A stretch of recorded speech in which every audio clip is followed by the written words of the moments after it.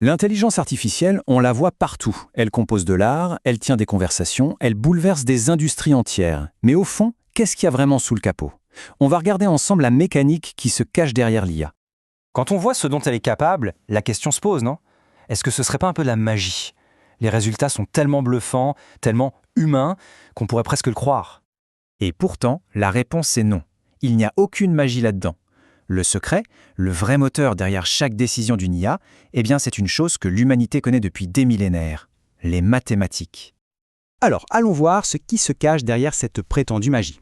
Pour bien saisir comment les maths animent l'IA, il faut d'abord se souvenir de leur rôle fondamental, celui de langage qui nous permet de décrire le monde qui nous entoure.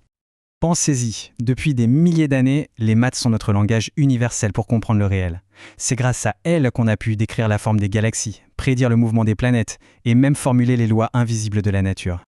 Sauf qu'aujourd'hui, ce langage ne sert plus seulement à décrire le monde. Il sert aussi à créer des systèmes qui agissent à l'intérieur de ce monde. Tout part de l'algorithme. Derrière chaque programme, chaque application, il y a une logique mathématique. Un algorithme, c'est un peu comme une recette de cuisine pour une machine. Une série d'instructions très précises, entièrement basées sur des règles mathématiques. Et ce qui est fou, c'est que même les tâches les plus complexes d'une IA reposent sur des opérations mathématiques super simples. Additionner, comparer et optimiser. Répétez ça des millions de fois par seconde et voilà, on obtient la puissance de l'intelligence artificielle. C'est là que ça devient vraiment fascinant. On entend tout le temps parler d'apprentissage automatique, de machine learning. Mais concrètement, ça veut dire quoi, apprendre pour une machine? Pour un être humain, apprendre, c'est avant tout comprendre le sens. Pour une machine, c'est radicalement différent. Pour elle, apprendre, c'est ajuster des nombres. C'est tout. Elle va utiliser les probabilités pour deviner, l'algèbre pour structurer ses calculs et les statistiques pour corriger ses propres erreurs et, petit à petit, améliorer ses prédictions. Cette idée s'applique parfaitement au fameux réseau de neurones. Même si le nom fait penser à notre cerveau, ça n'en est pas un. En réalité, ce sont juste de très grands et complexes ensembles d'équations mathématiques qui interagissent les unes avec les autres.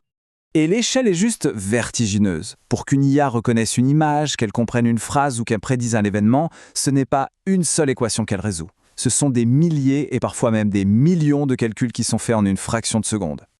Bon, maintenant, passons à une question un peu plus pratique. Est-ce qu'il faut être un expert en maths pour pouvoir interagir avec l'intelligence artificielle? Alors la réponse dépend vraiment de ce qu'on veut faire. Pour utiliser les outils d'IA au quotidien, non, aucune maîtrise des maths n'est nécessaire. Par contre, pour créer ces systèmes, pour les comprendre en profondeur ou pour les améliorer, là oui, une base solide en mathématiques devient carrément indispensable. C'est le cœur invisible de l'IA. Du coup, où est-ce que tout ça nous mène?